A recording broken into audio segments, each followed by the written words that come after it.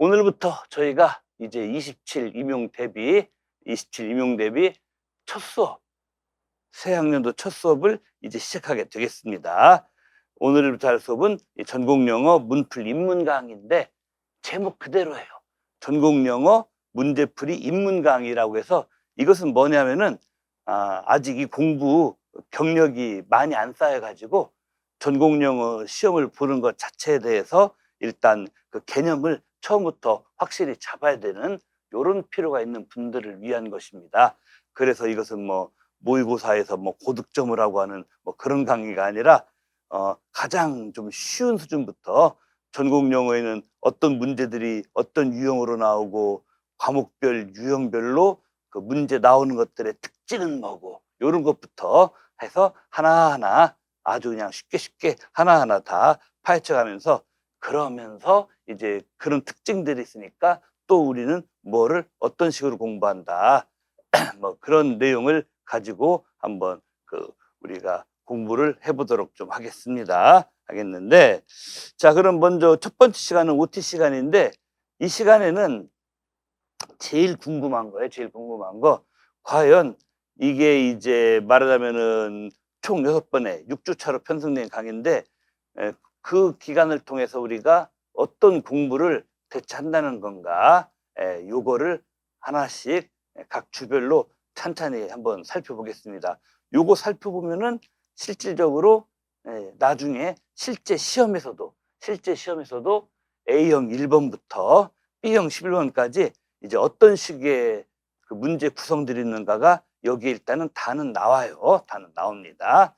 먼저 이제 우리 1주차에는 이제 오늘 수업이 1주차 수업인 거예요. 이제 우리가 이게 문풀 라이팅 수업이긴 한데 일단 한 단어짜리 라이팅이 들어가요. 그런데 현실을 보면은, 우리 시험의 현실을 보면은 4줄짜리 라이팅 하는 것도 아직은 엄두가 안 나고 내 힘으로 프로덕션이 다 안 되고 뭐 이런 어려움을 느끼고 있지만은, 근데 이 또 우리 과목은 4줄짜리 라이팅하는 한 2-3문장 이상으로 해서 라이팅하는 것도 쉽지 않지만 이제 한 단어짜리 문제에 맞추는 거, 이른바 혹 많으면 2단어, 이른바 그 기평, 그런 거죠. 이 기평, 이것부터가 어려워요. 바로 이제 뭐 딱 뭐 한 달 전, 거의 이제 한 달 전이네요. 뭐 26 임용 시험이 지나갔습니다마는 거기서도 뭐 영어 교육론도 그렇고 일반 영어도 그렇고 한 단어로 답 쓰는 기평이 많이 어려웠습니다. 그래서 이제 오늘 첫 첫날 수업에서는 언제나 가장 문제가 되는, 그러면서 이제 우리 전공영어 시험에 어쩌면 시작도 되면서 시험 당일까지도 제일 어렵기 때문에 끝도 되는, 우리 전공영어 이 문풀의 시작도 되면서 끝도 되는 일반 영어 기평, 이 완벽 접근법, 요거에 대해서 우리가 한번 보려고 합니다. 요거에 대해서. 오늘 이제 그 역대 기출문제, 뭐 10년대 기출문제도 있고 20년대 기출문제도 있고, 오늘 나눠드린 프린트에서 역대 기출문제 일령 문학 그 기평, 일령 문학 기평이 이제 우리가 그 4개, 4개를 갖고 우리가 쭉 보는데, 다음 시간에 여기에 이 4개를 고른 이유가 뭐냐면은 우리 시험에 기평에서 가장 기본적으로 주의하고 들어가야 할 점들을 특징적으로 한두 개씩 싹 다 보여주는 그런 문제만 가려 뽑았어요. 그러면서 또 1, 2월 강의니까 지문이 제일 어려운 거 뽑으면 또 안 됩니다. 그러니까 저기 한 7, 8월, 9, 10, 11월 그럴 때 따라 되고, 지금은 좀 1, 2월은 시작하는 기간이니까 시작하는 기간에 맞게 오늘 뒤에 좀 보시면은 뭐 이제 그 우리 기출 시험지에 나온 그 문제들도 있고, 거기다가 제가 강의하려고 그 동그라미 표시해 놓은 것도 있고 한데, 이 4개 뽑은 것은 1, 2월 달 진도에 맞게, 역대 기출이긴 해도 1, 2월 달 진도에 맞게 적어도 보다 해서 그 자체는 그렇게 머리 아프지 않은 거, 보통 좀 쉽게 보면 한 고2 후반기에서 고3 정도, 아니면 전국의 거의 모든 그 여느 대학에 가더라도 볼 수 있는 그 대학 영어, 대학교 1학년짜리들이라는 대학 영어 교과 수준하고도 크게 안 벗어나는 그런 것도 나와요, 여러분. 실제로 해마다. 바로 오늘은 그런 레벨의 지문을 가지고, 기출 지문을 가지고 설명을 하는데, 지문 자체는 그렇게 안 어려워도 실제 시험에 나오는 일반 영어, 영미문화, 기평 문제에 있어서 주의사항은 상당히 집약적으로 잘 보여주는 1, 2월 진도 레벨에 맞으면서도 인력문화, 기평 그 푸는 원칙과 주의사항은 가장 중요한 건 싹 다 보여주는 네 개를 합치면은 그런 것들로만 골라봤습니다. 그래서 저희가 오늘 이것을 할 거고요. 이것은 이제 둘째 교시합니다, 여러분들. 인력문화, 기평, 완벽 접근법은 둘째 교시합니다. 그리고 이제 셋째 교시에는 오늘의 수업 셋째 교시는 뭘 할 것이냐? 해마다 일반 영어 문제에서는 B형 저 뒤쪽 7, 8, 9, 10, 11 중에 하나 B형 7, 8, 9, 10, 11 번호도 그 동네로 거의 고정이죠. 거기서 이제 서머라이즈 하는 문제 나와요. 서머라이즈 하는 문제. 그러니까 독해 지문을 옛날엔 오락가락했지만 지금은 통일성 있게 네 단락짜리를 주고 각 단락별로 주제, 본론 1, 본론 2, 결론 이런 식으로 뽑아내서 쓰게 만드는 서머리 문제가 있습니다. 사람들이 오해가 많아요. 왜 오해가 많냐면은 아유 뭐 일반 영어 다른 건 뭐 양자역학도 나오고 뭐 이상한 방정식도 나오고 뭐 빈칸도 어렵고 뭐도 어렵고 머리 아픈 거 많은데 서머리는 지문 자체에 답이 나와 있잖아요. 어쨌거나 왜? 각 지문 단락별로 제일 중요한 거 식별만 해서 그 가져다가 살짝 가공해 쓰기만 하면 되니까 제일 쉽다라고 생각하는데 이게 의외로 또 만점이 안 나옵니다. 만점이 안 나올 뿐만 아니라 이게 2점대도 많아요. 솔직히 서머리가. 그래서 이제 말하면 이 서머리 문제가 우습게 보면 안 됩니다. 이게 끝까지 그렇습니다. 이 서머리 문제는 이제 끝까지 이제 말하자면은 어려울 수도 있는 그런 겁니다. 그래서 이 서머리 문제를 오늘 이제 셋째 시간에 지금 첫째 시간이지만 오늘 셋째 시간에 좀 보려고 그래요. 서머리 문제 어떻게 접근하는가. 예.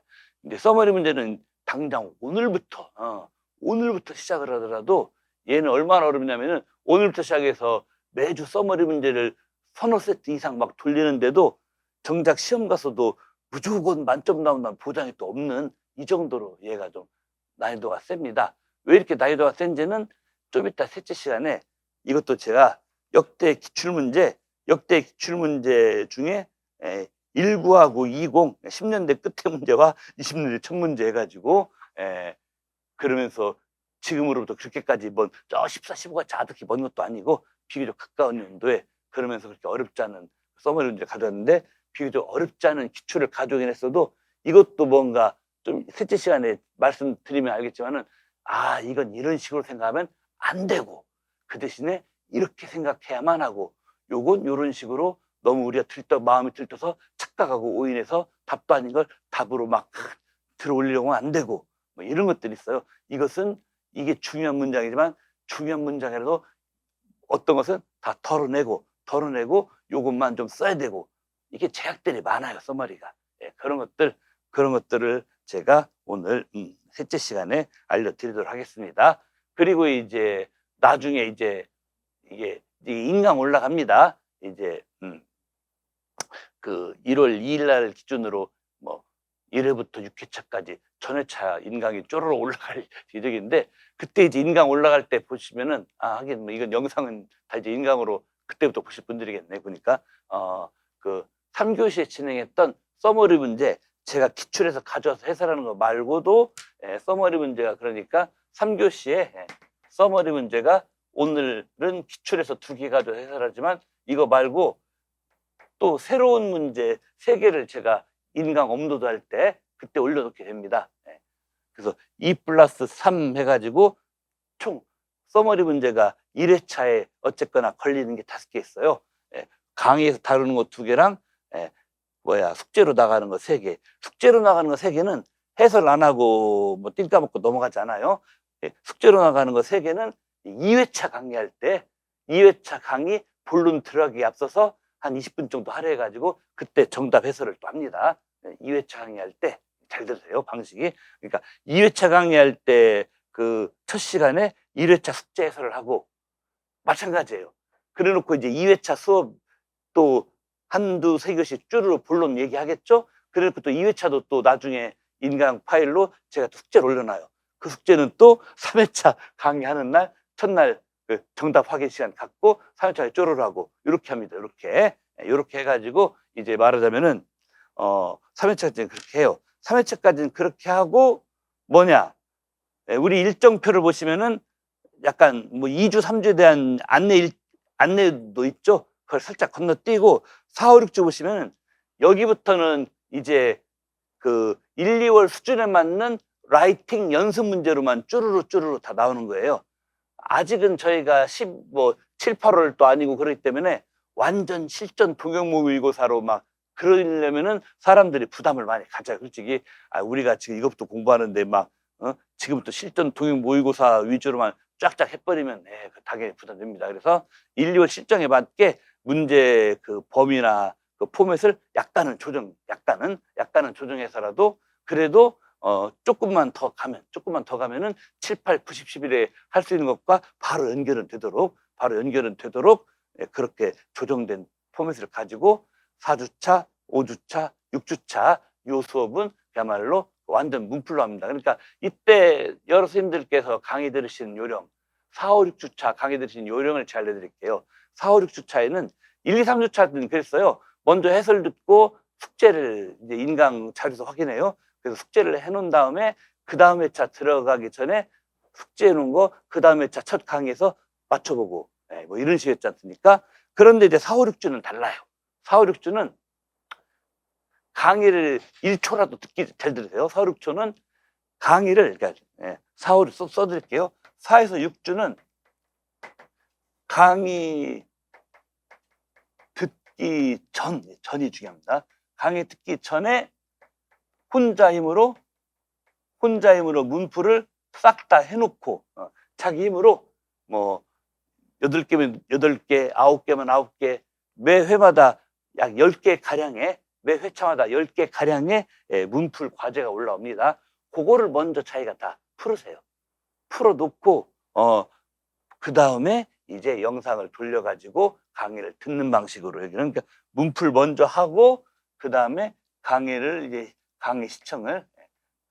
시청하시는 여기는 1, 2, 3주 1부터 3까지는 일단 얘기 쫙 들어보고 그 다음 그 결과로 숙제를 한 다음에 그 다음번 강의 첫 시간에 그 답 확인받고 이런 거 있잖아요. 하지만 4, 5, 6주는 다릅니다. 4, 5, 6주는 100% 이제 문풀로만 그러니까 1, 2, 3주는 문풀의 기초 해설도 하면서 문풀도 하는 거예요. 1, 2, 3주는 문풀에 관한 기초 해설 문풀 이런 영역은 이런 게 필요하다. 이런 게 필요하다. 이렇게 접근해서 이렇게 풀어라. 또 이런 부분은 이런 지식이 문풀에 필요하다. 뭐 이런 거 알려주면서 문풀도 숙제로 겸해서 하는 거라면 4, 5, 6주는 뭐다? 100% 이제 1, 2월 수준에 맞는 문풀. 그러니까 우리 임용에도 나올 수 있어요. 임용에도 나올 수 있긴 하되 임용에 나오는 문제 중에서는 난이도가 중상, 상 이렇게 안 올라가고 난이도가 하라든지 뭐 중하 그리고 가끔씩 중 이 정도 하에서부터 중까지 평균적으로 중하 정도 난이도 우리 임용에 나올 수 있는 문제 중에서 그런 걸로 문풀로만 가니까 이쪽 주는 먼저 시험지 파일부터 다운 받으셔갖고 시험지 파일로 다운 받으셔갖고 풀어보신 다음에 그 다음에 이제 강의 시청을 한다 이런 얘기입니다. 그리고 이제 다시 돌아가서 위에 오늘은 아까도 했다시피 첫 시간 이렇게 강의 소개를 하고 둘째 시간에 이제 기입형 끝까지 어렵습니다. 여러분 작년에도 기입형 막 치러 나갔잖아요. 기입형 접근하는 법 역대 기출문제 중에서 그런 그 요령 익히기 좋은 거 4개 골라서 둘째 시간에 저랑 천천히 좀 살펴보고 그 다음에 셋째 시간에는 써머리 보고 오늘은 이렇게 하는데요. 그런데 이제 이 문풀 입문은 이제 그 여기서 끝나는 게 아니죠. 2주차, 3주차 그러니까 2일째, 3일째 강의에서는 뭐냐? 2일째는 뭐냐면은 이 일째는 이제 써머리 말고도 일반 영어 라이팅을 많이 하는 일반 영어 서술형이 또 나오잖아요. 얘네들을 어떻게 접근할 것인가? 써머리 외에 다른 일반 영어 라이팅을 열어주라는 서술형 문제 이거는 어떤 식으로 접근해서 답을 잡아갈 것이고 또 어떻게 또 쓸 것인가 이 얘기가 첫 시간에 나옵니다. 물론 이에 앞서서 1주차 답을 알려주는 시간이 잠깐 있겠죠. 그 다음에 이제 일반 영어 서술형 잡는 법 나오면은 이제 2주차는 이게 핵심이에요. 2주차는 이 대목이 한 2교시 이상 나눠서 진행하는데 역시 제일 어려운 시, 소설, 희곡 요건 해마다 어렵습니다. 지난번 기출도 사실은 최근 한 5년 동안에는 시하고 희곡은 제일 쉽게 나오긴 했어요. 그런데 그것도 어렵다는 분들이 반은 넘어요. 지난번 지나간 기출이 지난 5년간을 통틀어 보면은 최소 지난 5년간은 시 희곡은 제일 쉬웠는데 여전히 그것도 어렵고 뭐 시는 맞았는데 희곡은 틀렸다, 희곡은 했는데 시 틀렸다 뭐 이런 분들도 많아요. 예, 그래서 어렵습니다. 사실은 전공 영어 모든 과목 중에서 영어학의 의문론 뭐 이런 거 어려운 것보다도 문학이 제일 어렵습니다. 왜냐면은 우리나라 교육의 문제예요. 초중고 때부터 문학 텍스트를 온전하게 감상들을 거의 안 해요. 거의 다 뭐 그냥 시험용으로 발췌된 문학집만 그때그때, 그것도 초중고 시절에 그때그때 문제풀이 요령에만 맞게 막 했기 때문에 문학 텍스트를 온전히 감상을 다 안 하고 못하고 온 사람들이 거의 98, 9%예요. 예, 거의 98, 9%. 그래서 기본적으로 문학 자체에 대해서는 지금 뭔가 꽉 막혀 있는 그런 상황에 처한 게 현실이라 이런 얘기예요. 그리고 또 이 일반 영어와는 다르게 문학은 그냥 독해 지문을 갖고 다루는 과목인데도 지식이 가끔 필요해요. 특히 시 같은 거. 시 같은 거에서 수사법이 있습니다. 예를 들어서 몇 년 전에 그 소트 박스라고 해서 생각이라는 여우라는 그런 어려운 기출이 나왔어요. 나왔죠. 거기 보시면은 뭐 주어진 시 본문에서 의인법 표현으로 가장 적당한 것을 골라라. 그래서 뭐 어쩌고저쩌고 해서 뭐 서 있거나 어쩌고 하는 뭐 시계가 어쩌고저쩌고 뭐 그런 게 뭐 답이 됐었다라고 하는. 근데 그 문제 살짝 엉성하게 출제했어요. 뭐 그 시계에 뭐 어쩌고저쩌고 하는 것도 답이 맞긴 맞는데 정작 그 뭡니까 테드 휴즈 그 작품 세계를 많이 연구하는 그 학자들은 100% 여우를 의인화된 거라고 그렇게 답을 줘요, 솔직히. 근데 한국판 시험 스타일 답으로 하면은 이제 뭐 서 있거나 뭐 어쨌거나 무슨 뭐 다리 하니까 뭐 클락 그 시계 있잖아요. 그 답이 되는 거 맞아요. 왜냐면 뭐 서 있네 뭐 어쩌냐는 그건 사람이 하는 동작인데 시는 무생물이라 그런 동작이나 자세를 잡을 수 없잖아요. 그래서 그것도 맞긴 맞는데 근데 시 전체의 내용을 보고 뭔가 시의 기본적인 사상이나 기조나 이런 걸 보면은 뭐 백발백중 그건 여우라고 해 맞긴 맞아요. 근데 다만 그렇게 되면 문제되는 게 시 제목부터가 소트 박스고 뭐 이래 버리고 뭘 제목에 답 알려주는 게 문제냐? 이런 식으로 말 나와 버리지 않습니까? 그래서 뭔가 노골적으로 제목에 답 알려주는 것은 없어요, 우리나라 시험에는.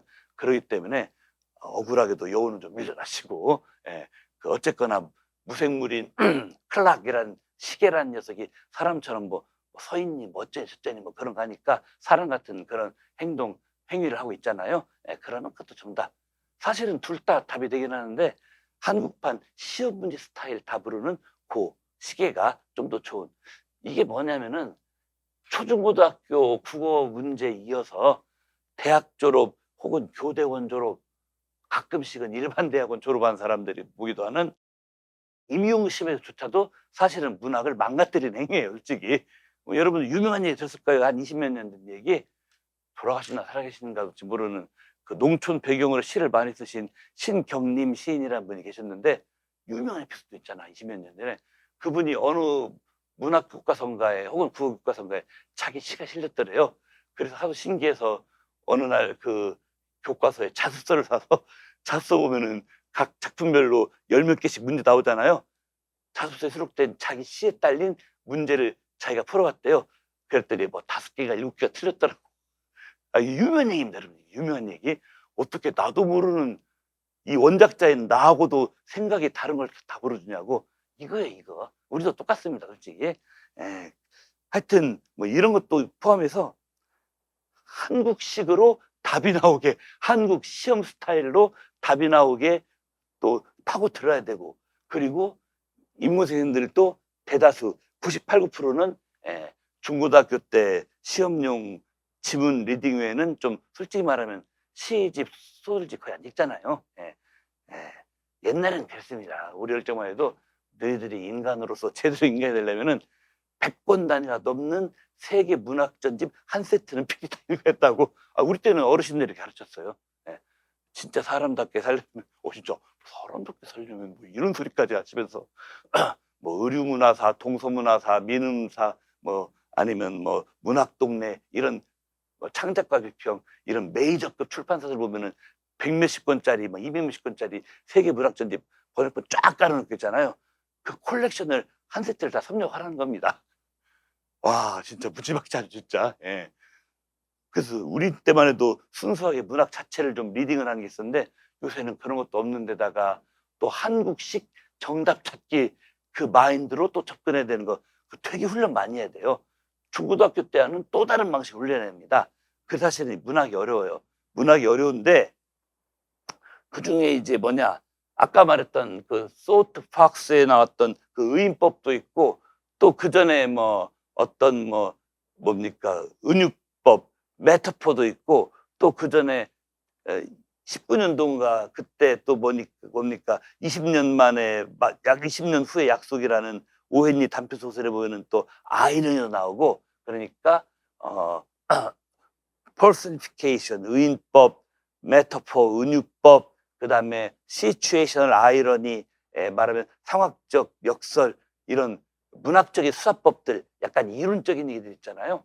이걸 또 알아야 돼요. 뭐 하려면은 문학적 문제를 풀어내려면은 해마다는 안 나와요. 이런 이론적인 해마 나온 건 아닌데 요새 좀 잘 안 나온 것 같은데, 그 소트 팍스 나온 다음부터는 한 2, 3년 뜸한데 이제 안 나오는 거 아님 해버리면 바로 27년에 바로 나와버립니다. 이런 식이에요. 그래서 어느 해 걸릴지 몰라요. 방금 제가 쭉 말로 읊어드린 이 이론적이고 개념적인 것들이. 그러니까 어느 해 수험생이든 간에 이것은 1, 2월 달부터 한 번 정도는 쫙 한 번. 그래서 또 그래서 이 부분을 포함해 가지고 이제 말하자면은 그 이 부분을 포함해서 그 문학 장르별 이론 관련 키텀들을 다 익혀야 되니까 요거 가지고 사실은 빡빡하게 좀 수업을 많이 해야 합니다. 예를 들어 소트 팍스 이후로 한 2년 안 나왔습니다, 지금. 내년에 이제 그런 거 안 나오지 3년째 되는 해예요. 그러면 이제 사이클이 한번 도는 거예요. 슬슬 나올 때가 되는 겁니다. 이런 거에 주의하셔야 된다. 이런 건데서 둘째 날, 즉 주차를 나누면 둘째 주차 수업에서는 이런 것도 중요합니다. 근데 이론 용어만 또 문학은 중요한 게 아니라 이것도 있어요. 시, 소설, 희곡 보면은 주로 이제 어떤 측면에서 잘 나오느냐, 어떤 측면에서 잘 나오느냐, 요거가 꼭 있어요. 대표적으로 하나만 얘기하면은 희곡은 거의 100% 등장인물들 간의 갈등이나 아니면 갈등까지는 아니면은 등장인물들 간의 생각 차이, 그러니까 가치관이나 세계관의 차이로 인한 갈등, 가치관, 세계관의 차이로 인한 갈등, 아니면은 어떤 특정 사안을 놓고 생각 차이, 그러니까 생각 차이, 갈등, 생각 차이, 요게 거의 100%예요. 그러니까 앞으로 여러분들이 모든 희곡집을 읽으실 때 방금 말씀드린 이거 있지 않습니까? 이걸 여기 인물의 생각은 뭐가 다르냐, 그리고 여기 어떤 사건이 벌어져 있으면 사건에서 이쪽 편은 누구고 저쪽 편은 누구고, 그래서 어떻게 충돌하고 있느냐, 어떤 이슈를 가지고 논쟁을 하고, 논쟁도 많이 나와요. 몇 년 전에 보면은 뭐 어떤 사람이 있었는데 자기가 현재 일하는 곳은 뭐 주급을 몇 달러밖에 안 주는데 저쪽 다른 데로 가면은 주급이 1.5배가로 오른다. 그런데 사실은 그 딴 데로 옮겨가는 데가 어디냐? 그쪽 노동조에서 파업을 해요. 그래서 정규직을 쫓아내고 비정규직으로 그 회사 측에서 비겁하게 땜빵으로 채우려고 하는 그 동네예요. 그러니까 똑같은 노동자 근로자 입장에서는 좀 양심의 꺼리낌이 있어요. 저 사람들도 나랑 똑같은 노동자인데 저 사람들은 파업하다 지금 잘리게 생겼는데 나는 거기 땜빵으로 들어가면서 나는 돈을 더 벌면은 뭔가 좀 찜찜하고 양심에 꺼리끼고 하잖아요. 그래서 그런 인물과, 그래도 가요. 그 사람은 가겠대. 자기는 이걸 더 주니까. 그 인물을 너가 같은 노동조합 사람이고 물론 다른 회사 노동조합이지만 너 노동자로서 어찌 그럴 수가 있냐라고 걔를 비난하는 또 다른 사람 또 나오잖아요.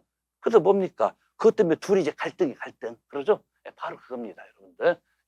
희곡은 한마디로 갈등과 논쟁의 장르의 인물들 간에 갈등 아니면 논쟁을 한다. 하나도 아름답고 편하고 예쁜 게 하나도 없어, 희곡은.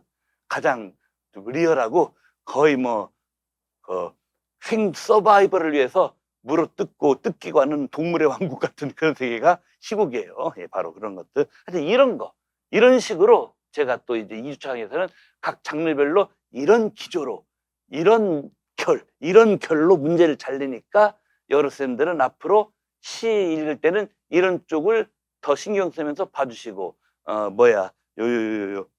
희곡을 볼 때는 또 방금 말한 이런 걸, 소설은 또 이런 걸, 뭔 말인지 아시겠죠? 예, 그런 얘기 할 수 있겠습니다.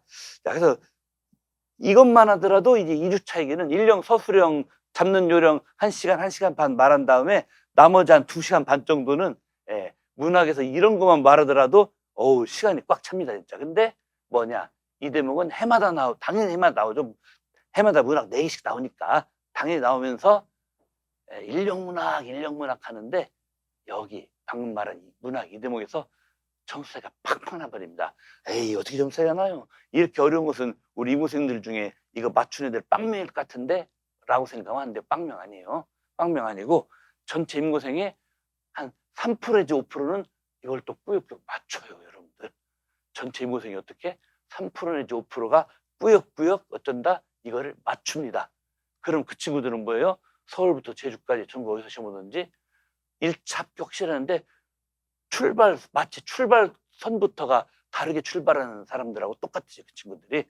우리도 이왕이면 50m 뒤에서 출발하지 말고 50m 앞에까지 아니라도 한 15, 20m라도 우리는 앞에서 출발할 거 아니겠습니까? 실력으로서의 출발선에서. 그래서 이게 이 대목이 중요하다, 이런 겁니다. 그 다음에 이제 이 3주차로 처리되는 강의에서는 뭐냐, 이제 우리는 또 인력 문학이 좀 메인이긴 하지만 이 강의는, 근데 말이야 바른 말로 뭐 연결혼 영어학은 뭐 기평 없으며 연결혼 영어학은 3줄 4줄 라이팅 안 합니까? 라이팅 다 하죠, 여러분들.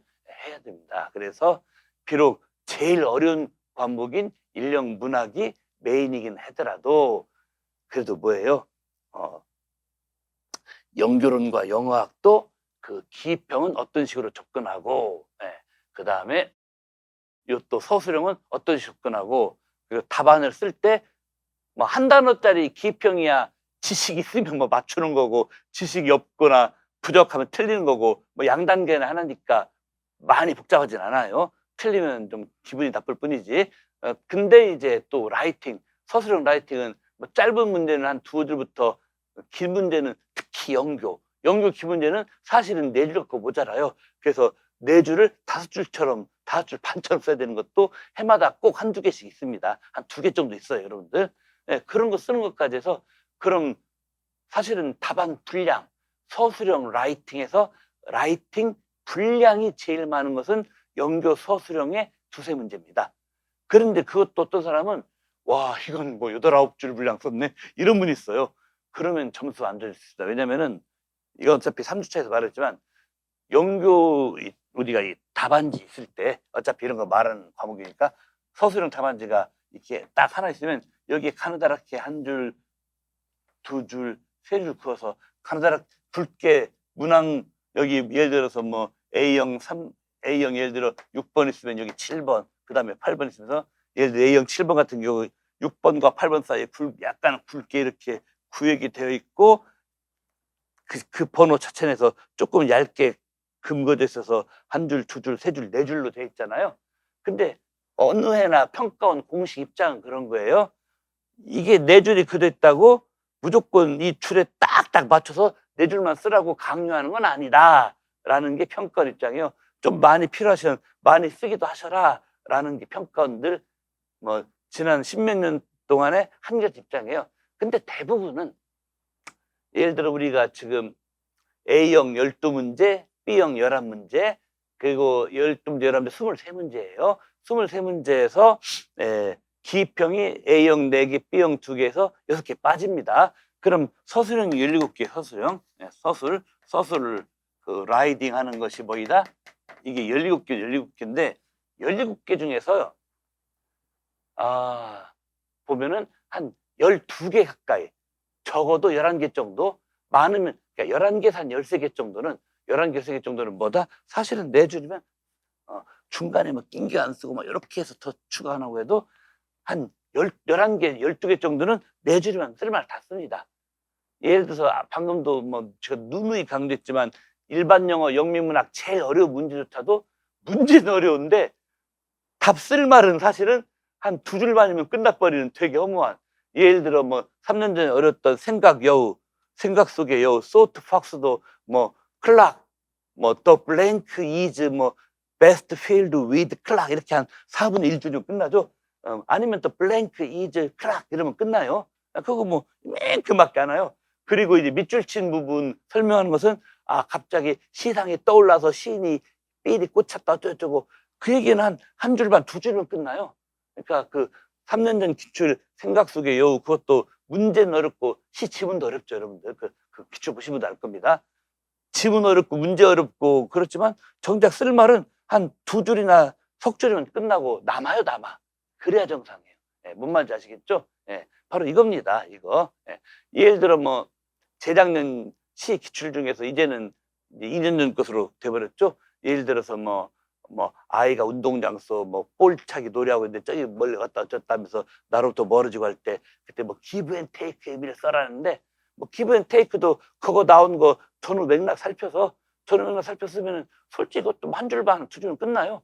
그 한 줄 반, 두 줄만 쓰시고 답들이 서로 엇갈려서 강사마다 다르게 나왔던 좀 어려운 문제였지만 어렵고 뭐건 답 쓰는 건 한 두 줄이면 충분합니다.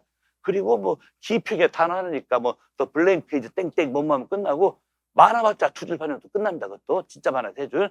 이래서 일령 문학에서 제일 어려운 문제까지 해서 대부분이면 네 줄이 끝나는데 근데 한 5개 정도는 한 6, 5개 정도는 네 줄이면 좀 빡빡하고 실질적으로는 한 6줄까지 5줄, 6줄까지도 써야 됩니다. 그것은 뭐냐면 그러면 이제 이게 이런 문제라고 하면 감이 와요. 그런 문제들은 처음부터 이게 맞춰 쓸 필요 없이 처음부터 뭐 여기에 걸리게 여기에 걸리게 여기에 걸리게 여기에 걸리게 여기서 하나 둘 셋 넷 다섯으로 이 줄에 안 맞아도 됩니다. 뭐 이 네 줄은 그냥 평균적으로 네 줄이면 끝난다. 평균적으로 그렇다는 뜻이지 모든 문항의 답안이 100% 네 줄이면 끝나는 소리 아니에요, 여러분들. 그러니까 연결은 이것 봐라. 문제도 길고 답은 쉬워요. 답은 쉬운데 문제도 길거니와 문제 길을 뿐 아니라 답의 근거에서 식별을 4개를 하라고 그러고 뭐뭐 예를 들어 뭐 리틀 랭귀지 쪽에서는 뭐뭐 2개 식별하고 뭐 스포큰 랭귀지 쪽에서 연교 문제 중에 2개 식별, 리튼 스포큰 랭귀지 연교 문제 2개씩 식별하고 식별한 2개를 지문 A와 지문 B에서 근거 식별 4개에다가 지문 A 근거, 지문 B 근거는 뭐예요? 4, 2, 8, 8이에요, 8. 쓰랑목 8개예요. 그러니까 간단하게 핵심만 써도 인간적으로 4줄로 안 돼요. 한 줄에 2항목을 다 쓰기 힘듭니다.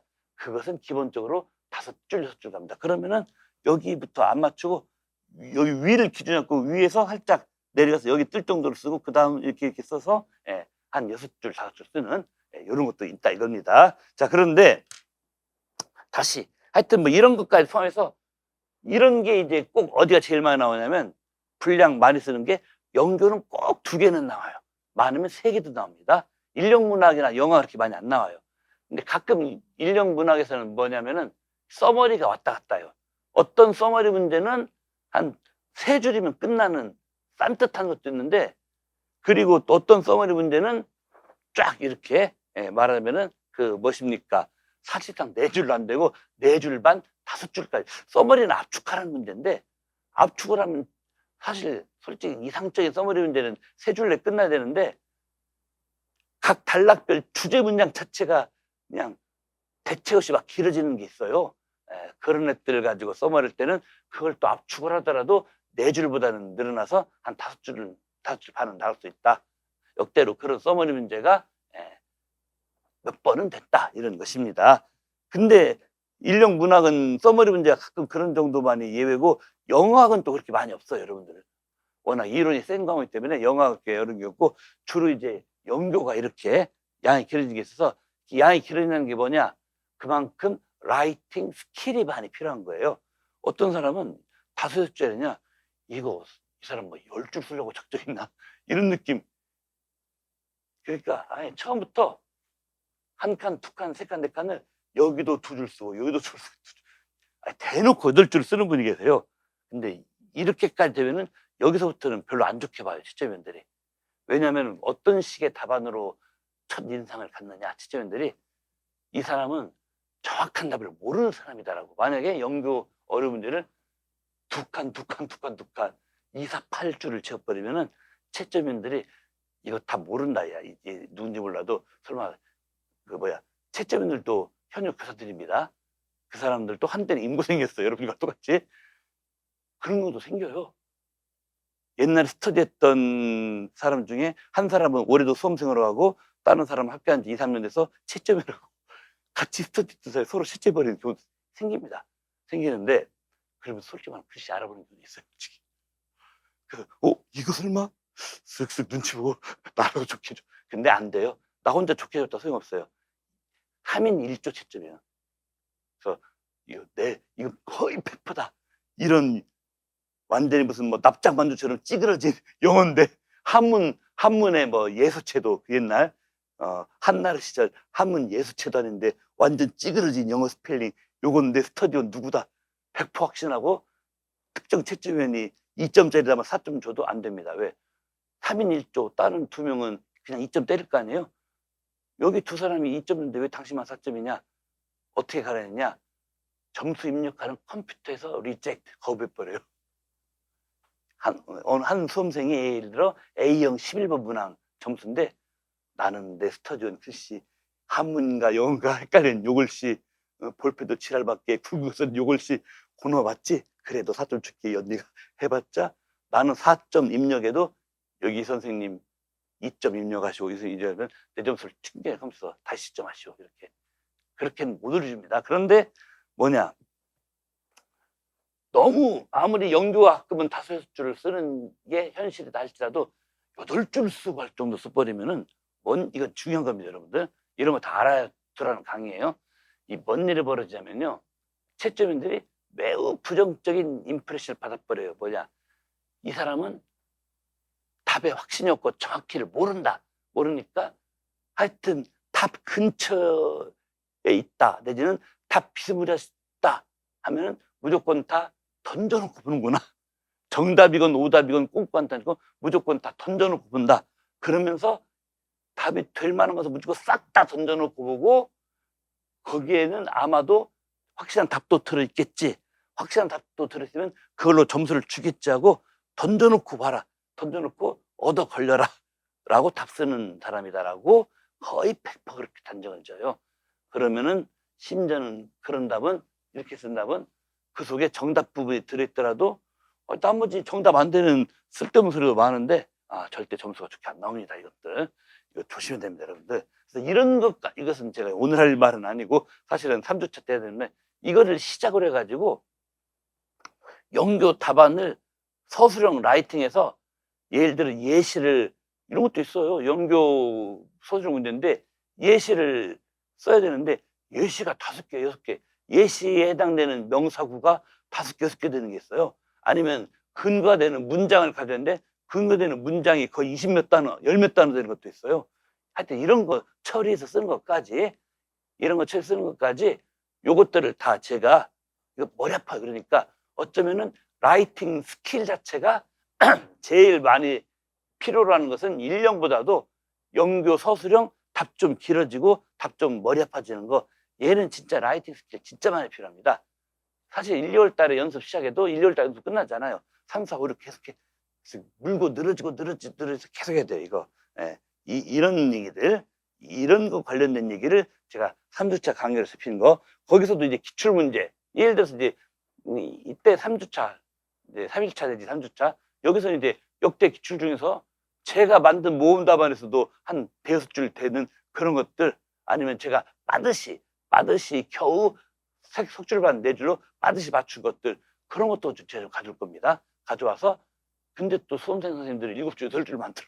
저는 4줄만 4줄 만드는데, 그러면서 막 다 던져놓고 이 속에 정답이 들어는 있을 것 같으니까 오답도 솔직히 많아, 내가 알아. 근데 막 다 던지고 막 그런 거 안 하고 제대로 답 맞추는 거, 그리고 답이 되는 내용만 쓰더라도 너무 장하게 안 쓰는 거, 확실히 점수 받게 하는 거, 이런 거 알려줄 겁니다. 그리고 여기다 써놓은 게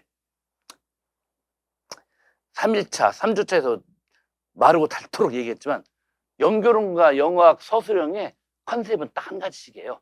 근데 이 한 가지씩이 세부적인 챕터, 세부적인 지식으로 적용 들어가면 이게 되게 어려져서 다막히게 문질 뿐인데, 뭐 이건 아실 분 다 아십니다. 연교는 A지문, B지문 나오면은 B지문의 이 부분이 A지문 어느 부분하고 이 매칭이 되느냐, 사실상 같은 맥락, 같은 내용인 걸로. 그런데 이제 그게 쉽지 않은 게 리프레이즈, 패러프레이즈 나온다 이거예요. 예. 예를 들어서 뭐 A지문에서는 영어 평가할 때 뭐 인터레이터 릴라이빌리티가 부족했다, A지문 이렇게 나왔어요. 무비 건조하게 이렇게 나왔어요. 근데 B지문에서는 선생님들 채점하는 예시를 주면서 어느 영어 답안지 채점인데 A 교사는 50점 주고 B 교사는 90점 줬다, 이렇게 인터레이터 뭐 어쩌죠 용어도 안 쓰고 이렇게 말로 풀어버려요. 그러면 이렇게 쉽게 푸는 것과 딱 떨어지는 말로 쓴 것과 이렇게 두 개가 이어져야잖아요. 이걸 식별하는데, 이게 이제 말하면은 때로는 연교 지식의 한계로 막히는 것도 있지만은 어떨 때는 뭐다, 말 표현 때문에 막히는 게 있습니다. 연교 키텀도 아닌데, 예를 들어서 뭐 3년 전인가 연교 어느 문제인가 A지문에 리캡이란 말이 나왔어요. 이건 뭐 연교 키워드는 아니에요. 리캡은 여러분들 애플, 저도 뭐 아이폰 지금 제가 하여튼 한국에서는 아이폰 제일 먼저 쓴 사람 중에 하나인가, 한국에 들어온 최초의 모델은 아이폰 3GS부터 지금까지 하여튼 스티브 잡스는 아니 농담 아니라 뭐 맥미니 맥북 에어 프로 그 옛날에 뭐 애플 아이팟까지 뭐 몇천만 원 팔았어요 제가 솔직히. 그거는 막 하나 못하고, 근데도 뭐 고맙다고 깎아주는 것도 없어요, 나쁜 놈들이 때문에. 근데 아이폰 같은 거 요즘에 이 말 가끔 떠요. 아이폰에 지가 알아서 뭐냐, 이 사진 앨범 메뉴 들어가 보면은, 나는 뭐 앨범 조작하는 거 뭐 특정한 사진 찾아보려고 앨범 메뉴 들어갔는데 저절로 올 한 해 당신의 뭐는 하면서 막 뜨면서, 그게 이제 리캡 기능이에요. 리캡. 뭐 회고해주고 회상해주고 기억해주는 거. 그런데 이제 3년 전인가 4년 전인가 이게 연구에 나왔는데, 그 당시 우리 수험생 선생님 중에 한 분이 이걸 몰랐어요.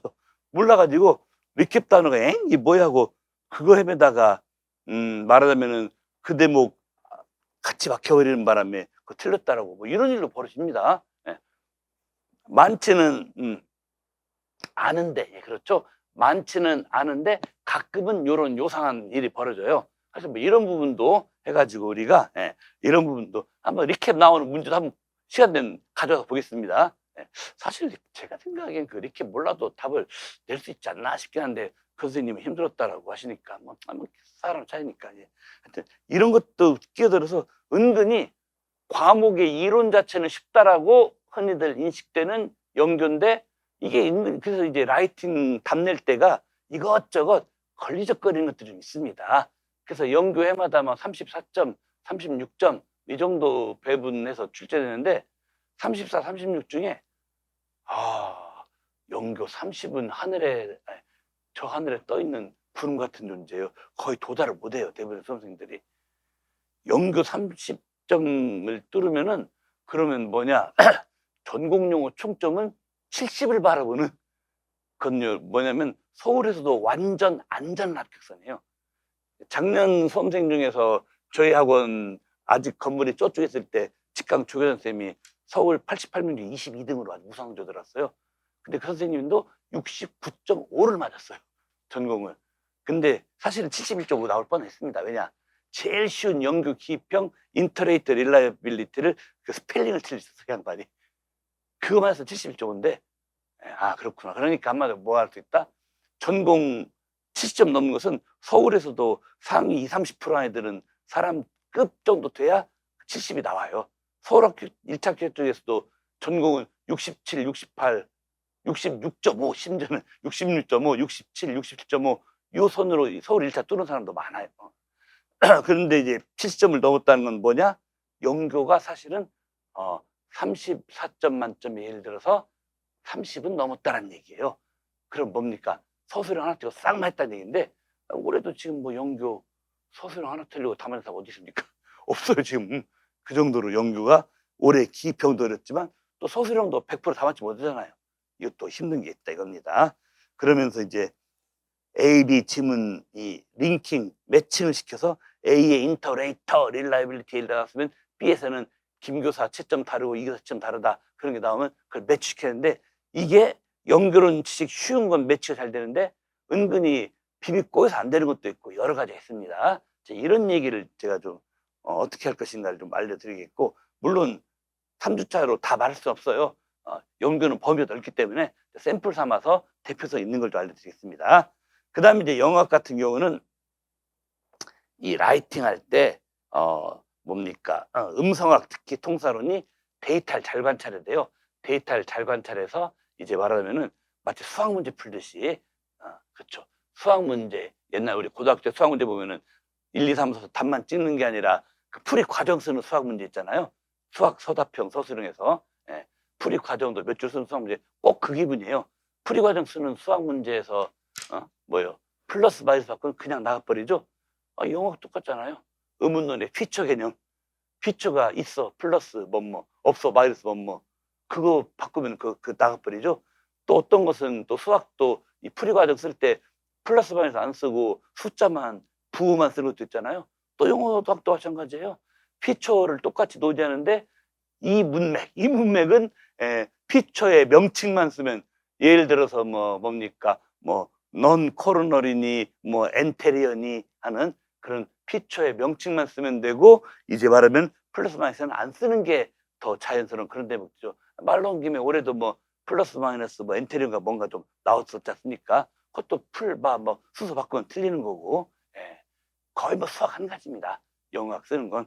그리고서 수학 한 가지이기 때문에 영어학은 상대적으로 길게 쓰는 게 아닌 과목이에요. 사람들이 모르는데 영어학, 특히나 통사론 전공자들이 제일 혐오하는 게 말 많은 거 제일 싫어합니다. 통사론학자들은. 그러니까 교수 중에서 문법이나 통사론 전공한 교수들이 문제 내면은요, 그건 이제 답이 짧게 나가는 거예요. 의문론은 달라요. 의문론은 개발, 세발, 네발 막 주저리 나와요. 의문론. 특히 음성학 쪽, 응용성학 쪽. 근데 통사론 학자, 통사론 교수 출신들이 문제 내버리면은 답 기르면 무조건 그냥 그것버리라고 막. 근데 틀리지 않으니까 우리 임용에서는 그럴 수는 없지만은 그게 좀 있습니다. 이런 걸 포함해가지고 영어학에 대해서 좀 3주차에 좀 얘기를 많이 하도록 하겠습니다. 그리고 이제 우리가 이제 이렇게 이번 주는 이런 걸로 하고 또 그리고 오늘 강의에 대해서도 이제 인강에다가 제가 숙제를 서머리 3개를 플러스 올려놓을 텐데 그거 쓰시고 그래 참고 좀 이따 서머리 시간에도 말하겠지만은 오늘 1주차 강의에서는 서머리 그 인강 사이트에 올리는 거 3개도 숙제지만 오늘 제가 기출문제 예로 들어주는 게 서머리 이것도 같이 풀어가면서 말씀은 드리기는 하겠습니다만은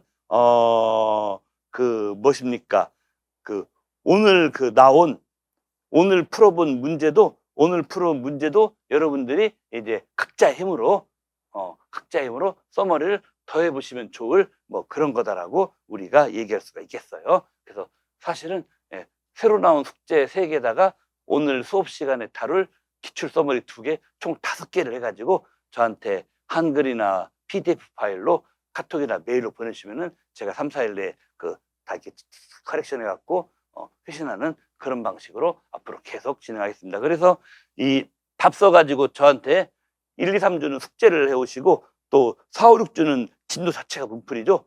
진도 자체인 그 문풀인데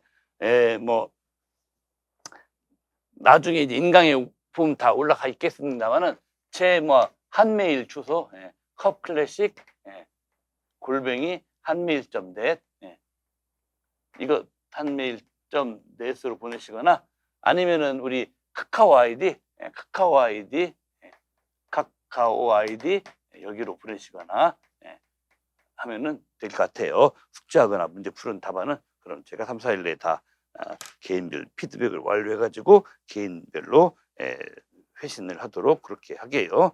자, 그래서 이제 오늘 첫 시간에는 우리 이번 수업에서는 무엇들을 배우나 했는데 정리를 해보겠습니다. 간단히 정리하면 1, 2, 3주는 1년 기입형 서머리부터 그 제일 어려운 문학을 걸쳐서 그 다음에 연결혼 영어학도 서술형 나오니까 연결혼 영어학에 서술형 라이팅까지 말 그대로 주로 이제 뭡니까 그 라이팅이 본격적으로 들어가는 모든 과목 서술형의 가장 기초적이고 가장 대표적인 유형의 서술형 라이팅 연습을 하는 그런 강좌가 이번 1, 2월 영어 문풀이 강좌였다. 그러면서 방금 제가 말로 쭉 풀었던 이 각 과목별 유형별 그 문항 접근법 있잖아요. 접근법. 오늘은 정말 조금씩 와 있는데 이제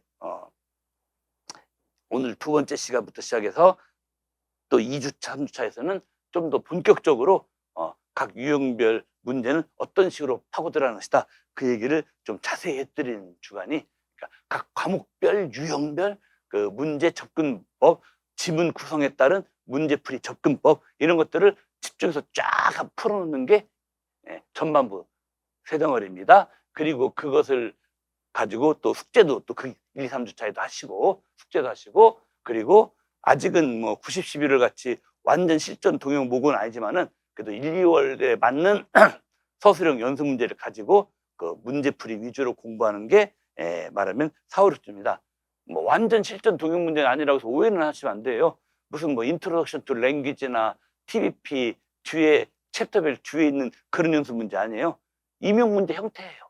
임용 문제 형태인데 말하자면은 아직은 뭐 그렇잖아요. 우리가 아직은 뭐 큰 시험지에서 이쪽 간 빡 차고 이쪽 간 빡 차고 이렇게 길은 시험 문제 하나가 시험지 한 페이지 두 칸 다 차고 하는 뭐 이런 거 풀기는 아직은 그럴 때는 아니잖아요. 그러니까 우리가 이제 쭉 연습하는 연습 문제는 뭐냐면은 뭐 TBP나 인트로덕션 투 랭귀지 나오는 그런 원서 연습 문제 같은 거 푼다는 거 아니에요. 그런 거 푼다는 게 아니고 그럼 우리는 뭐 하는 거냐?